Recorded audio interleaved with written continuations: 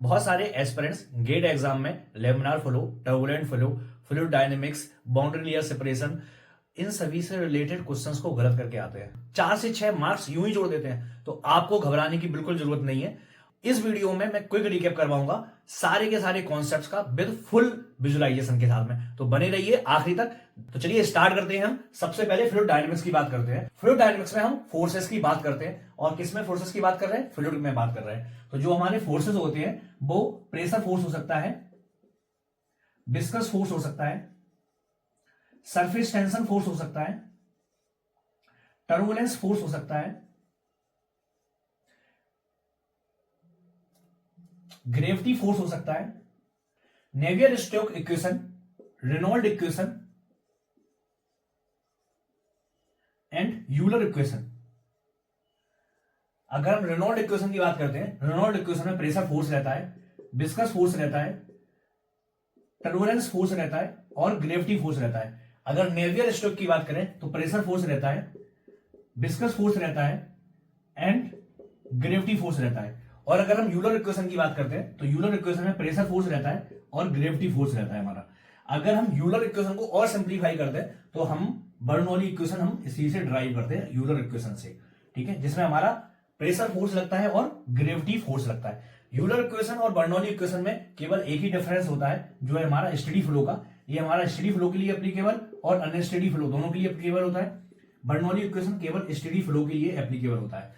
लेकिन Bernoulli equation में हमारा रोटेशनल और इरोटेशनल ये दोनों के लिए एप्लीकेबल होता है। लेकिन बर्नौली इक्वेशन में कंडीशंस अप्लाई होती है। किसके लिए? रोटेशनल के लिए एंड इरोटेशनल फ्लूइड के लिए। ये बहुत ज्यादा जरूरी है और बहुत सारे स्टूडेंट्स को समझ नहीं पाते हैं। तो इसके लिए इसको बहुत क्लियरली समझ लेना जरूरी है ना। एक बहुत छोटी सी ट्रिक है। जो इरोटेशनल फ्लूइड है वो स्ट्रेट लाइन में फ्लो करेगा। अगर हम कहीं पर भी वेलोसिटी ले, अगर हमारा स्ट्रीम लाइन फ्लो है तो सेम ही रहेगा। तो इरोटेशनल फ्लो में Bernoulli equation across the stream line काम करता है, ठीक है। लेकिन अगर रोटेशनल फ्लूइड है तो रोटेशनल में क्या होगा? ये हमारा ओमेगा वेलोसिटी से घूम रहा है तो इसकी वेलोसिटी v बराबर में आर ओमेगा अलग होगा, इसका v equal to R omega अलग होगा, और इसमें वाली और इस वाली स्ट्रीम लाइन के लिए v equal to R omega अलग होगा। तो जो हमारा रोटेशनल फ्लूइड है वो along the stream line, means अगर हम एक स्ट्रीम लाइन की बात कर रहे हैं तो बर्नौली इक्वेशन उसी स्ट्रीम लाइन में लगाएंगे आपके, हम केवल इसी स्ट्रीम लाइन में। इस स्ट्रीम लाइन की इक्वेशन को हम इसमें एप्लीकेबल नहीं करेंगे। 1 और 2 ऐसा नहीं कर पाएंगे। हमें क्या करना पड़ेगा? 1 और 2 ऐसा करना पड़ेगा।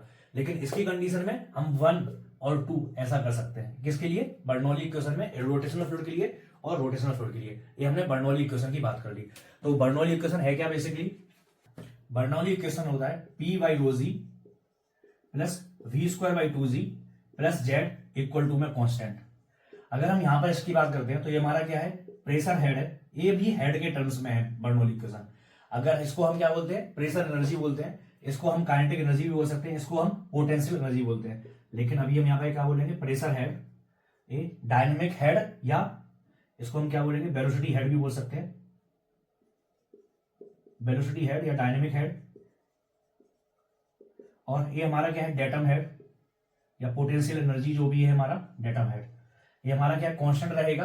अगर हम बर्नौली इक्वेशन किसी भी कंडीशन के लिए किसी भी फ्लूइड फ्लो में अप्लाई कर रहे हैं 1 और 2, तो ये क्या होगा? 1 और 2 ऐसे अप्लाई करना होता है। यहां पर जितनी एनर्जी होगी वो एनर्जी यहां पर भी होगी। बर्नौली इक्वेशन का मतलब क्या है? हमारा एनर्जी लॉस कहीं पर भी नहीं हो रहा है, तब हमारा फ्लूइड फ्लो में एप्लीकेबल होगा। एक बर्नौली इक्वेशन के कुछ एप्लीकेशन होते हैं। अब एप्लीकेशन जैसे बेंचुरीमीटर में, देन ऑरिफिस मीटर में, ये सभी क्या है? हमारे फ्लो मेजरिंग डिवाइसेस हैं। फ्लो मेजरिंग डिवाइसेस हैं। और इनमें अगर हम बर्नौली इक्वेशन अप्लाई करेंगे वेंचुरी में और ऑरिफिस में, तो दोनों के लिए, वेंचुरी और ऑरिफिस दोनों के लिए fluid flow Q is equal to में CD A1 A2 under root of 2GH upon under root of A1 का स्क्वायर माइनस A2 का स्क्वायर। अगर हमारा ये पाइप है, हमने बेंचुरी मीटर इसमें लगा दिया है और यहां पे हमने मैनोमीटर लगा दिया है।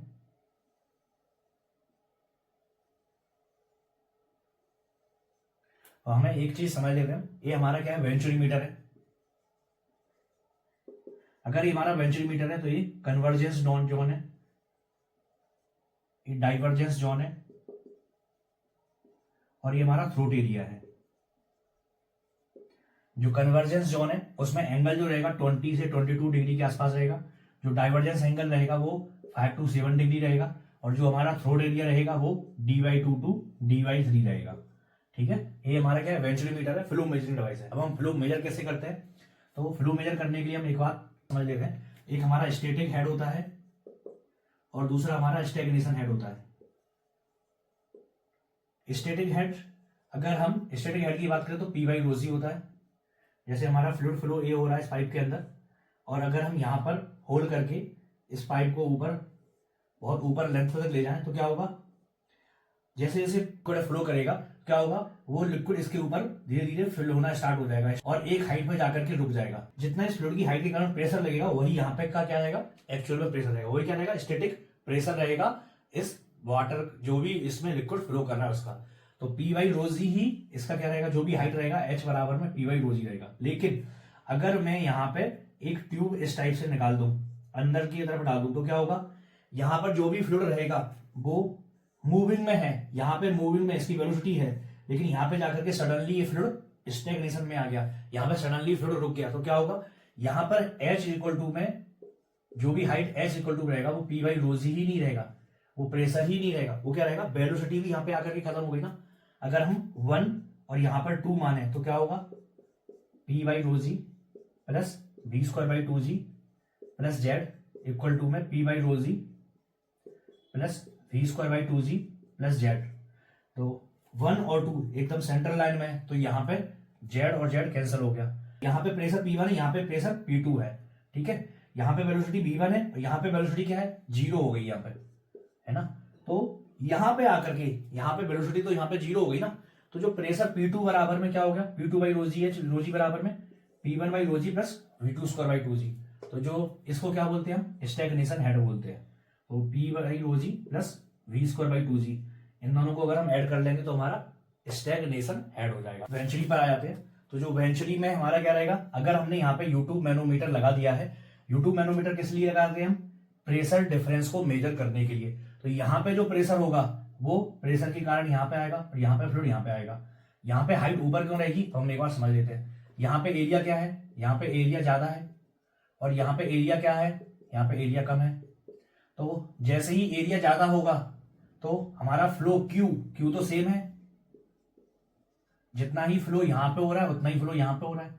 तो अगर क्यू सेम है, अगर हम एरिया बढ़ा रहे हैं तो वेलोसिटी क्या हो जाएगा, यहाँ पे वेलोसिटी v है तो यहाँ पे वेलोसिटी क्या हो जाएगा, v से ज्यादा हो जाएगा। ठीक है, अगर वेलोसिटी ज्यादा हो जाएगा तो क्या होगा, प्रेशर, वेलोसिटी इंक्रीज होने पर प्रेशर क्या हो जाएगा, डिक्रीज हो जाएगा और यहाँ पे प्रेशर ज्यादा रहेगा।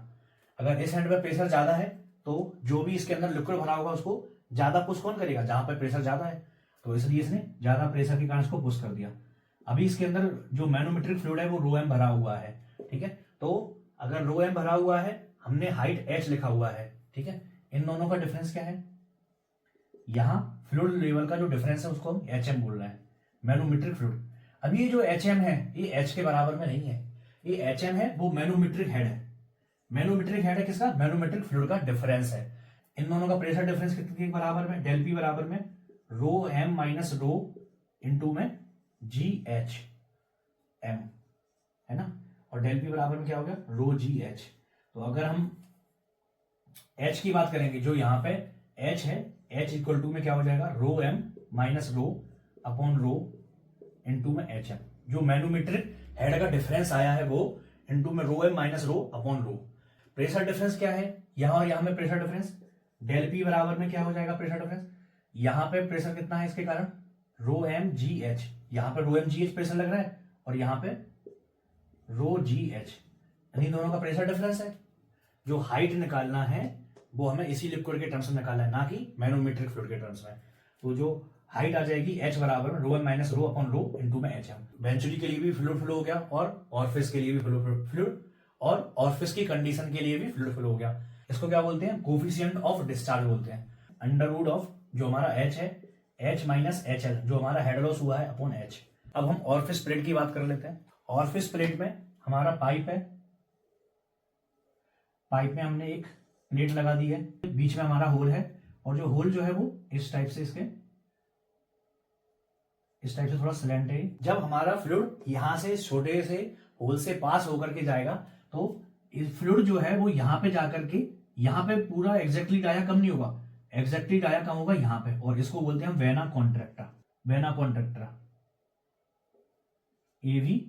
और ये हमारा area of orifice. Coefficient of discharge होता है सीडी बराबर में सीसी इनटू में सीवी होता है।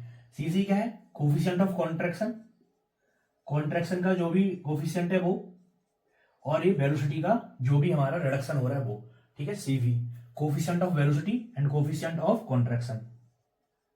अब ये किसके लिए होते हैं? केवल ऑरिफिस के लिए होते हैं। अब ऑरिफिस में सीसी बराबर में क्या होता है? Area of vena contracta upon area of orifice, orifice और वेना कॉन्ट्रैक्टा। वेना कॉन्ट्रैक्टा का एरिया क्या रहेगा? ऑरिफिस से भी छोटा रहेगा, है ना। वेना कॉन्ट्रैक्टा वो एरिया है जहां पे जाकर के फ्लूइड का डाया सबसे कम रहेगा, फ्लूइड फ्लो का। तो वेना कॉन्ट्रैक्टा एरिया कम रहेगा, ऑरिफिस का एरिया ज्यादा रहेगा, तो सीसी की वैल्यू क्या आएगी? 1 से कम आएगी, ठीक है। जो सीडी की वैल्यू रहती है ऑरिफिस के लिए वो 0.6 से 0.7 के बीच में होती है। ये क्या हो गया? ऑरिफिस हो गया। ऑरिफिस के लिए 0.06 से 0.67 के बीच में रहेगी। कोफिशिएंट ऑफ डिस्चार्ज बराबर में सीसी इंटू में सीवी होता है। इसके लिए 0.98 वैल्यू होती है, इसके लिए 0.63 वैल्यू होती है लगभग। ये हमारे ऑरिफिस की बात हो गई है। और ऑरिफिस में सेम यहाँ पे हम मैनोमीटर लगा करके रखेंगे, U2 मैनोमीटर लगा दिया हमने यहाँ पे। और जो हमारा हेड डिफरेंस आएगा H, वो हम इसी टर्म से निकालेंगे। यहां पर भी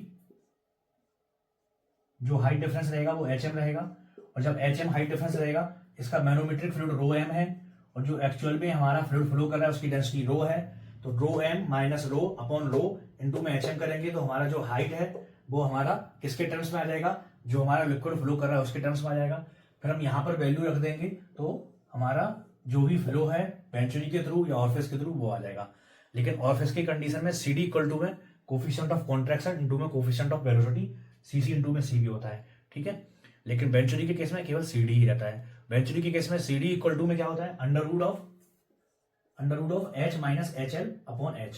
जो हमारा एक्चुअल में हेड आया इससे H आया वो, और हेड लॉस जो भी हुआ पाइप लॉस वो HL माइनस H करेंगे तो हमारा ए सीडी आ जाएगा, कोफिशिएंट ऑफ डिस्चार्ज, ठीक है। अब हम आगे बढ़ते हैं। पिटोट ट्यूब और पिटोस्टैटिक ट्यूब, इसके बारे में बात कर लेते हैं। पिटोट ट्यूब से हमें क्या पता चल जाएगा? जो स्टैग्नेशन हेड है वो पता चल जाएगा। लेकिन अगर हम पिटोस्टैटिक ट्यूब की बात करेंगे, हमारा स्टैटिक भी पोर्शन है और स्टैग्नेशन। पिटो मींस स्टैग्नेशन, तो स्टैग्नेशन और स्टैटिक दोनों है। तो क्या होगा? यहाँ पे हमने एक पाइप लगा दिया और इसके ऊपर हमने एक और पाइप लगा दिया, ये हमारा पिटोस्टैटिक ट्यूब हो गया। इसके थ्रू अगर हम मेजर करेंगे तो स्टैग्नेशन हेड आएगा, और यहां पर होल है, यहां पे होल है, तो यहां के थ्रू क्या आएगा? इसके थ्रू क्या आएगा? स्टैटिक हेड आएगा। तो इससे हमें क्या पता चल जाएगा? पिटोस्टैटिक से स्टैटिक हेड और स्टैग्नेशन हेड का जो भी डिफरेंस है वो हमें पता चल जाएगा। किससे? पिटोस्टैटिक ट्यूब से। और पिटोट ट्यूब से हमें पता चलेगा स्टैग्नेशन हेड। तो अगर हमारा स्टैटिक हेड और स्टैग्नेशन हेड इन दोनों का डिफरेंस करेंगे तो हमारे पास में आंसर क्या आएगा? स्टैग्नेशन क्या होता है? P by rho ji plus V square by 2G, और स्टैटिक हेड क्या होता है? P बाई रो जी अकेला। तो इन दोनों का डिफरेंस करेंगे तो डायनेमिक हेड आएगा। इसमें एक और इंपॉर्टेंट कॉन्सेप्ट आता है। अगर हमारा ये टैंक है, बर्नौली इक्वेशन का ही एप्लीकेशन लगा करके, अगर हम यहाँ पे ये एरिया A है, टैंक में पानी भरा हुआ है, हाइट H है, और हमसे बोला जाए अगर इस टैंक को खाली करना है इस होल से तो कितना टाइम में खाली होगा, ठीक है। तो हमें वही करना है, बर्नौली इक्वेशन लगाएंगे यहाँ पे और यहाँ पे, ठीक है, और फिर हम इसको कैलकुलेट करेंगे। तो जो टाइम निकल करके आता है T बराबर में A अपॉन A, क्योंकि एरिया यहाँ का बड़ा है यहाँ का कम है, A upon A under root of 2 upon G कर लिया, ठीक है, अंडर रूट 2 अपॉन G कर लिया। अब इनटू में या मल्टीप्लाई हमें करना है अंडर रूट ऑफ H। इस टैंक को खाली होने में टाइम लगेगा। लेकिन अगर हमें ये बोले कि H हाइट से H1 हाइट में खत्म करना है तो A अपॉन A हो जाएगा, under root of 2 upon G हो जाएगा, under root of H1 minus H2 हो जाएगा। किसकी कंडीशन में? अगर हमें इस टैंक को खाली करना है H1 से H2 हाइट तक, टैंक को एम्प्टी होने में जो टाइम लगेगा वो हमारा फार्मूला है। अब हम नेक्स्ट बात करते हैं फ्लो थ्रो पाइप की, ठीक है। फ्लो थ्रो पाइप हम यहां बेसिकली जो बात करेंगे वो विस्कस फ्लूइड के लिए बात करेंगे। तो रेनॉल्ड्स नंबर आता है। रेनॉल्ड्स नंबर क्या होता है, rho V D upon mu होता है, ठीक है। Reynolds number rho V D upon mu. Reynolds number की वैल्यू पाइप के अंदर अगर फ्लो कर रहा है और 2000 से अगर लेस देन है तो हमारा जो फ्लो होगा वो लेमिनार होगा, और रेनॉल्ड्स नंबर की वैल्यू 4000 से ज्यादा है। अगर पाइप के अंदर हमारा फ्लूइड फ्लो कर रहा है तो उसमें कुछ हेड लॉस होता है HF, वो किसके कारण होता है, हमारा कुछ ना कुछ फ्रिक्शन होता है, विस्कस फ्लो होता है, और विस्कस फ्लो के कारण हमारा कुछ ना कुछ लॉस होता है। रेनॉल्ड्स नंबर बराबर रो वी डी अपन म्यू होता है। HF बराबर में हमारा एक कौन सा इक्वेशन है, डेर्सी बेसवेक इक्वेशन। डेर्सी बेसवेक इक्वेशन क्या है, 4FL_V²/2GD। इसमें हमें फार्मूले में याद रखना है 4F है, हमारे यहाँ पे जो F है वो फ्रिक्शन कोफिशिएंट है। ये जो है ना बहुत छोटा सा चीज है, लेकिन मैक्सिमम लोग क्या है ना इस चीज में कंफ्यूज हो जाते हैं। तो आपको कंफ्यूज नहीं होना है, यहाँ पर जो F है वो फ्रिक्शन कोफिशिएंट है। अगर हम 4F बराबर में FL_V²/2GD कर देंगे तो यहाँ पे जो F है वो फ्रिक्शन फैक्टर है, और मोस्टली केसेस में हर कहीं पे हम फ्रिक्शन फैक्टर का ही यूज करते हैं, फ्रिक्शन कोफिशिएंट का यूज नहीं करते हैं। तो जो HF बराबर में FL_V²/2GD आ गया।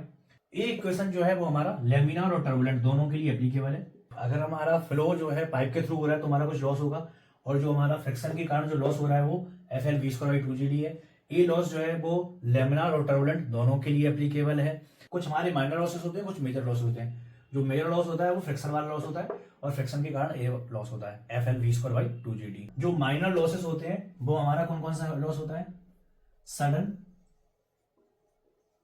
Contraction loss, sudden expansion loss, band loss, entry loss, exit loss. सबसे जो इजी है पहले हम वो समझ लेते हैं, जिससे कंफ्यूजन कभी होगी ही नहीं। अगर हमारा फ्लूइड यहां से फ्लो कर रहा है और यहां पे जाकर के एकदम ओपनली हमारा फ्लूइड फ्लो जा रहा है तो होगा क्या, कुछ वेलोसिटी बचेगी, यहाँ पे नहीं बचेगी। तो जो हेड लॉस है वो हमारा एग्जिट लॉस में जो भी हेड लॉस रहेगा वो क्या होगा, V²/2G, जो भी एग्जिट के टाइम पे वेलोसिटी थी वो। एंट्री में जो वेलोसिटी लॉस होता है वो 0.5 V²/2G होता है।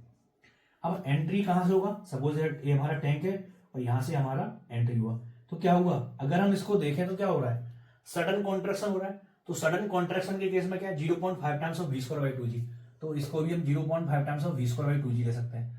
अब सडन एक्सपांशन, अगर हमारा फ्लूइड ऐसा है और एकदम फ्लूइड इतना एक्सपांड कर रहा है, तो सडन एक्सपांशन के केस में V1 - V2²/2G, ये हमारा क्या होता है, सडन एक्सपांशन के केस में हमारा जो हेड लॉस होता है वो इतना होता है। और बैंड के केस में K टाइम्स ऑफ V²/2G होता है। K की वैल्यू हमें एग्जाम में दी होगी, या फिर हमें कहीं ना कहीं एक चार्ट दिया होगा, उससे हमें वैल्यू कैलकुलेट करना होगा। अगर सडन कॉन्ट्रैक्शन के केस में हमें कोफिशिएंट ऑफ कॉन्ट्रैक्शन दिया हुआ है तो हम क्या लिख देंगे, 1/cc - 1 का स्क्वायर इंटू में V2²/2G, जो हमारा एग्जिट में जो भी वेलोसिटी है वो, ठीक है, V2।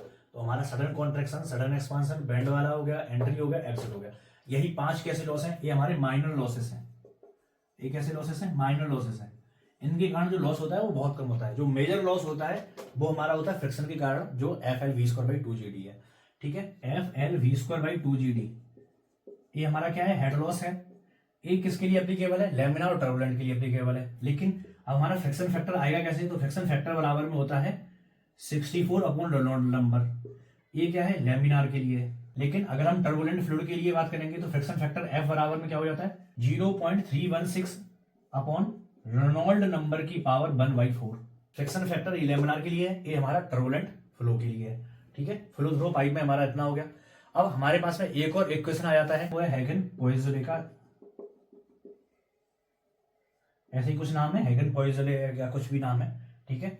वो क्या बोलता है, जो भी हमारा हेड लॉस हुआ है H बराबर में, ये इक्वेशन हमें याद करना जरूरी है, 32 μ U/L अपॉन ρg_d²।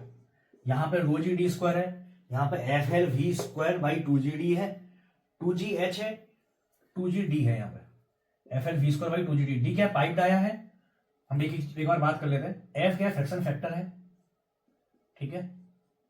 L क्या है, जितनी लेंथ में हमें हेड लॉस क्रिएट करना है, हेड लॉस मेजर करना है, वो हमारी लेंथ हो गया। V जो हमारी इसके अंदर वेलोसिटी है, एवरेज वेलोसिटी की बात करते हैं हम। D जो हमारा डाया है पाइप का, वो हमारा डाया होगा, पाइप के लिए बात कर रहे हैं। अब हैगन पॉइजने ने क्या दिया, लेमिनार के लिए बात किया। तो लेमिनार फ्लो के लिए इन्होंने इक्वेशन दिया जो हमारा हेड लॉस होगा एच एफ बराबर में क्या होगा 32 mu you bar L upon rho G D square. अब 32 तो नंबर है, म्यू क्या है जो हमारी डायनेमिक विस्कोसिटी है फ्लूइड की, वो यू बार क्या है जो एवरेज वेलोसिटी है, एल जितनी लेंथ में हमें हेड लॉस क्रिएट करना है या फाइंड करना है, जितनी लेंथ के लिए हमें हेड लॉस फाइंड करना है, रो डेंसिटी है, जी हमारी ग्रेविटी है, डी जो पाइप का डाया है वो। अगर हम इन दोनों इक्वेशन को इक्वल कर देते हैं तो हमारे पास में जो फार्मूला आता है वो 64 अपॉन रेनॉल्ड नंबर आता है। अब हम फ्लो थ्रो पाइप में एक और इंपोर्टेंट कॉन्सेप्ट की बात करते हैं, वो है हमारा, अगर हम पावर ट्रांसमिशन की बात करेंगे तो अगर हमारे पास में ये हाइट है, डैम की हाइट है, और यहां से हमें पावर फ्लूइड को लेकर के हमें पावर ट्रांसमिट करनी है, ठीक है। तो अगर हमारे पास इसके ऊपर हेड जो है वो एच है, ठीक है, तो हमारा यहाँ पे जो पावर हमें मिलेगी वो कितनी मिलेगी, P बराबर में कितना मिलेगा, रो जी क्यू इंटू में एच, यही रहता है रो जी क्यू इंटू में एच। तो जितना हमें पावर मिलेगा वो क्या होगा, रो जी क्यू इंटू में एच, क्यू और एच के प्रोपोर्शनल में है, माइनस के जो हमारा रो जी क्यू इंटू में एच एफ जो हमारा फ्लूइड का लॉस हो जाएगा वो, ये हमारा टोटल पावर जितनी थी और जितना हमारा फ्लूइड का लॉस हो गया। तो रो जी अगर हम निकालेंगे तो क्या हो जाएगा, क्यू बाहर निकालेंगे तो एच माइनस एच एफ हो जाएगा।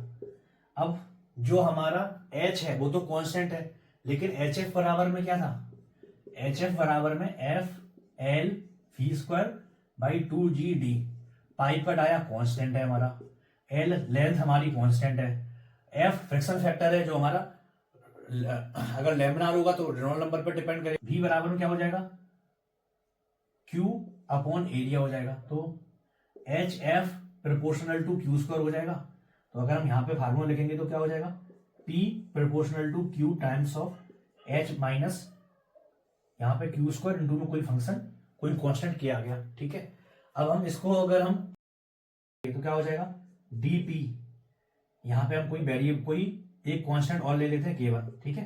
तो dP अपॉन dQ बराबर में क्या हो जाएगा K1, यहाँ पे क्या बचेगा H minus 3 times of K Q square, यही बचेगा। तो अगर हम यहाँ पे वैल्यू निकालेंगे तो हमारा फाइनली इक्वल टू में 0 करेंगे तो जो हमारा हेड लॉस आएगा एच एफ बराबर में वो कितना आ जाएगा H/3 आ जाएगा, ठीक है। वो कितना आ जाएगा H/3 आ जाएगा। मीन्स अगर हमें मैक्सिमम इफिशियंसी चाहिए है ना, मैक्सिमम इफिशियंसी के लिए हमें हेड लॉस जो करना पड़ेगा एच एफ बराबर में कितना होगा H/3 होगा। तो मैक्सिमम जो इफिशियंसी मिलेगी वो कितनी मिलेगी हमें 2/3 मिलेगी, ठीक है। 2/3 मतलब 66.67%, ठीक है। ये हमारा क्या होगा फ्लो थ्रू पाइप के लिए पावर ट्रांसमिशन कर रहे हैं। अगर हमें पाइप के थ्रू फ्लूइड को फ्लो कराना है तो हमारे पाइप जो होंगे उनके कनेक्शन की बात कर लेते हैं। पाइप कनेक्शंस की, पाइप कनेक्शन में बहुत सिंपल है, हमें केवल बेसिक कॉन्सेप्ट समझना है। पाइप कनेक्शन के लिए हमारे पास में एक पहला कंडीशन और दूसरा कंडीशन। पहला कंडीशन जब हमारे सीरीज में हो और दूसरा जब हमारे पैरेलल में हो, ठीक है। अब सीरीज में क्या होगा, हमने एक पाइप लगा दिया, फिर हमने एक और पाइप लगा दिया, फिर हमने एक और पाइप लगा दिया, फिर हमने एक और पाइप लगा दिया। अब हमारे अगर पाइप जो है वो सीरीज में लगाए हुए हैं तो होगा क्या, Q बराबर में क्या हो जाएगा, यहां से भी Q फ्लो करेगा, यहां से भी Q, यहां से भी Q, यहां से भी Q, सभी जगह से Q ही फ्लो करेगा। अब हो सकता है इनका पाइप का डाया अलग अलग हो तो हमारा जो फ्रिक्शन फोर्स होगा, जो लॉस होगा, हमें बेसिकली किसकी बात करनी है, एच लॉस की। तो जो हमारा एच लॉस होगा वो क्या होगा, पाइप 1 में लॉस प्लस पाइप 2 में लॉस प्लस पाइप 3 में लॉस प्लस पाइप 4, ये हो जाएगा। सभी का अगर हम हेड लॉस ऐड कर देंगे तो हो जाएगा। लेकिन पैरेलल फ्लो में क्या होगा, अगर हमारा पाइप यहाँ पे है और हमने पैरेलल में एक ये लगा दिया, फिर एक और ये पाइप लगा दिया, फिर हमने एक ये और पाइप लगा दिया, और फाइनली हमारा यहाँ पे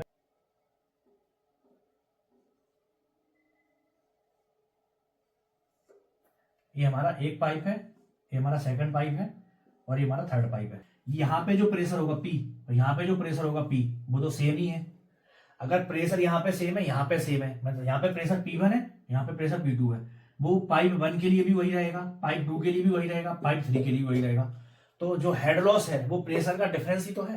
तो हेड लॉस जो HF1 बराबर में HF2 हो जाएगा, वही HF3 हो जाएगा।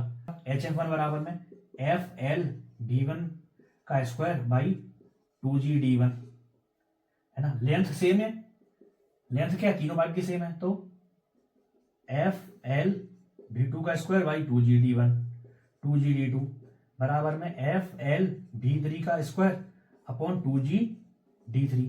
तो FL 2G ये सब कट गया, तो क्या हो गया, V1 square by D1, V2 square by D2, V2 square by D3। ये इस टाइप से इक्वेशन आ जाएगा। दूसरा क्या है, यहां पे अगर फ्लूइड फ्लो Q कर रहा है तो यहां पर भी फ्लूइड फ्लो Q करेगा, लेकिन इनके बीच में क्या होगा, फ्लो Q इक्वल टू में Q1 plus Q2 plus Q3 हो जाएगा। तो हमारे पास में एक इक्वेशन ये आ जाएगा। और फाइनली हमें अगर कैलकुलेट वेलोसिटी करना है वेलोसिटी कर लेंगे, डाया कैलकुलेट करना है तो हम डाया कैलकुलेट कर लेंगे, और अगर हेड लॉस कैलकुलेट करना है तो हेड लॉस कैलकुलेट कर लेंगे। एक हमारा डुपेट्स का इक्वेशन आता है। डुपेट्स का इक्वेशन किसके लिए, सीरीज का इक्वेशन है डुपेट। अगर हम पाइप जो है 1 2 3 4 इतने सारे पाइप लगा रहे हैं, वो डिफरेंट डिफरेंट डायमेंशन के हैं, तो हमें कैलकुलेशन में क्या हो रहा है, बहुत ज्यादा डिफिकल्टी हो रही है। तो हमें क्या करना चाहिए, तो इनका बोलना है कि हमें L equivalent upon D equivalent की पावर 5 बराबर में L1 अपॉन D1 की power 5 plus L2 upon D2 की power 5 plus L3 upon D3 की पावर 5, ऐसे डॉट डॉट करके जितने भी पाइप है उनको ऐड कर दें। अच्छा, ये आया कहां से, इसी वाले फार्मूले से आया। कैसे, हमारा HF1 plus HF2 plus HF3 means जितने भी हमने पाइप लगाए हुए हैं सब में जितना हेड लॉस हो रहा है वो हमें ऐड कर देना है। तो अगर हम इस फार्मूले को देखें, क्या है, FL square by 2GD, HF बराबर में FL Q square upon 12.1 D की पावर 5, ये फार्मूला होता है, ठीक है। FL Q square upon 12.1 D की पावर 5, Q इसके लिए भी सेम, इसके लिए भी सेम, इसके लिए भी सेम, इसके लिए भी सेम। और यहाँ इक्विवेलेंट अगर हम सभी पाइप को हटा करके एक ही पाइप लगा दें, एक इक्विवेलेंट डाया का और इक्विवेलेंट लेंथ का, तो हमारा सारा का सारा कॉन्सेप्ट समाप्त हो जाएगा। तो हमने L1 अपॉन D1 की पावर 5, L2 अपॉन D2 की पावर 5, और इसको अगर हम कैलकुलेट करेंगे तो हमारे पास में इक्विवेलेंट लेंथ और इक्विवेलेंट डाया आ जाएगा। एक और इंपॉर्टेंट बात कर लेते हैं, जो है हैमरिंग इफेक्ट। अगर हमारा किसी पाइप के अंदर फ्लूइड फ्लो हो रहा है और सडनली हमने बाल क्लोज कर दिया, तो होगा क्या, इसके अंदर जो हमारा फ्लूइड फ्लो कर रहा है उसके कारण क्या होगा, यहाँ पे फ्लूइड अचानक से जाकर के रुक जाएगा। तो होगा क्या, तो पाइप के अंदर प्रेशर वेव्स जनरेट होंगी, और ये प्रेशर वेव्स जो होंगी वो बैकवर्ड डायरेक्शन में ट्रेवल करेगी, फिर फॉरवर्ड डायरेक्शन में ट्रेवल करेगी। तो इसके कारण होगा क्या, इन प्रेशर वेव्स के कारण पाइप बहुत तेजी से हिलने लगता है, और इन्हीं को हम क्या बोलते हैं, हैमरिंग इफेक्ट बोलते हैं। हैमरिंग इफेक्ट की वेलोसिटी होती है, वेलोसिटी बराबर में under root of K upon rho होता है। K क्या है, वर्ग मॉडुलस ऑफ इलास्टिसिटी है फ्लूइड की, और रो डेंसिटी है हमारी। तो हमारा क्या हो जाएगा, ये हैमरिंग इफेक्ट। हैमरिंग इफेक्ट को अवॉइड करने के लिए हम क्या यूज करते हैं, सर्ज टैंक। इसमें हमारे पास में दो फार्मूले होते हैं, एक सडन क्लोजर और ग्रेजुअल क्लोजर। इसमें हमारे दो फार्मूले आते हैं, सडन क्लोजर और ग्रेजुअल क्लोजर। सडन क्लोजर में अगर हमारा टाइम लेस देन 12/c है, L क्या है, जो हमारी लेंथ है पाइप का, वो C जो हमारी वेलोसिटी है, कौन सी वेलोसिटी, प्रेशर वेव की वेलोसिटी। गेट बंद होने में अगर 12/c से कम टाइम में हमने इसको बंद कर दिया, तो होगा क्या, हमारी प्रेशर वेव प्रोपोगेट बहुत ज्यादा करेंगी और हैमरिंग इफेक्ट होगा, इसको हम सडन क्लोजर बोलते हैं। और अगर हमने बहुत धीरे धीरे बंद किया तो होगा क्या, हमने धीरे धीरे बंद किया तो कुछ पानी निकला, फिर बंद हुआ, फिर धीरे धीरे क्या हुआ, वेलोसिटी भी डाउन हो गई, तो हमारा क्या है, हैमरिंग नहीं होगा। तो हम हैमरिंग नहीं होने के लिए हम क्या करते हैं, सर्ज टैंक का यूज करते हैं हैमरिंग इफेक्ट को रोकने के लिए। अगर हमारे पाइप के अंदर लेमिनार फ्लो हो रहा है, तो हमने अभी दो इक्वेशन देख लिए थे, HF बराबर में क्या होता है, FL स्क्वायर बाई 2GD। ये वाला फार्मूला जो है वो हर किसी फ्लूइड के लिए एप्लीकेबल है, लैमिनार के लिए भी, टर्बुलेंट के लिए भी। एक और हमारा इक्वेशन होता है जो हैगन पॉइजन ने दिया हुआ था, HF बराबर में 32 म्यू U बार L upon rho G D square. यहाँ पे D स्क्वायर होता है, हमें ये याद रखना है, ठीक है। और जब हम इससे फार्मूला निकालते हैं तो F बराबर में 64 अपॉन रेनॉल्ड नंबर निकल करके आता है, ठीक है। ये हमारा क्या है, इन दोनों फार्मूले को अगर हम इक्वल करेंगे तो हमारा फार्मूला फाइनली ये निकल के आएगा। तो जो लैमिनार फ्लो है उसके लिए जो फ्रिक्शन फैक्टर है केवल रेनॉल्ड नंबर पे डिपेंड करता है, ठीक है। अब अगर हमारा लैमिनार फ्लो है पाइप के अंदर, तो हमारा जो फ्लूइड प्रोफाइल रहेगा वो पैराबोलिक रहेगा। अगर पैराबोलिक प्रोफाइल रहेगा तो यहाँ पे U मैक्सिमम रहेगा, और यहाँ पे वेलोसिटी जो रहेगा वो नो स्लिप कंडीशन में रहेगी। नो स्लिप कंडीशन क्या होती है, यहाँ पे जो भी फ्लूइड जो है वॉल के कांटेक्ट में है वहां पे फ्लूइड की वेलोसिटी क्या है, 0 है। इसके लिए जो हमारी वेलोसिटी है u, यहाँ पे किसी भी डिस्टेंस r पे अगर हमारा वेलोसिटी u है बराबर में माइनस के 1/4 mu del P upon del X R square minus R square होता है। ठीक है, ये हमारा क्या है, जो हमारे फ्लूइड के अंदर वेलोसिटी u है किसी भी पॉइंट पे वो होती है। अगर हम सेंटर की बात करेंगे तो r बराबर में क्या हो जाएगा, r बराबर में 0 हो जाएगा। ये सेंटर से डिस्टेंस है r, सेंटर के सेंटर से डिस्टेंस है, r बराबर में 0 हो जाएगा। तो u मैक्सिमम बराबर में क्या हो जाएगा, माइनस के 4 mu del P upon del X into में आर स्क्वायर हो जाएगा। ये u मैक्सिमम है। u एवरेज जो वेलोसिटी होती है वो u मैक्सिमम का हाफ होती है। वो क्या होती है, u मैक्सिमम का हाफ होती है। एक हमारी शियर वेलोसिटी होती है u shear, u shear velocity बराबर होता है under root of tau naught upon rho. Tau naught क्या होता है, जो हमारा वॉल है, जो पाइप की वॉल है, उस पाइप की वॉल का जो भी शियर स्ट्रेस है वहां पे वो शियर स्ट्रेस होगा पाइप वॉल पे। ठीक है, shear stress at wall tau naught बराबर में क्या होता है, rho F V square upon D 8। जो वॉल एट शियर स्ट्रेस होगा, शियर स्ट्रेस एट वॉल होगा वो rho F V square upon 8 होता है। जो यू मैक्सिमम बराबर माइनस के 4 mu 1 minus 1 upon 4 mu del P upon del S R square होता है।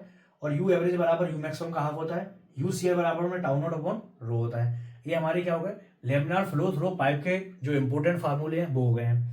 अब हम बात करते हैं किसकी, अगर हमारा लेमिनार फ्लो किसके थ्रू हो रहा है, दो प्लेट्स के बीच में हो रहा है। यही हमारे दोनों इंपोर्टेंट फॉर्मूलेज हैं जिनको हमें याद करना है या हमें याद रखना है।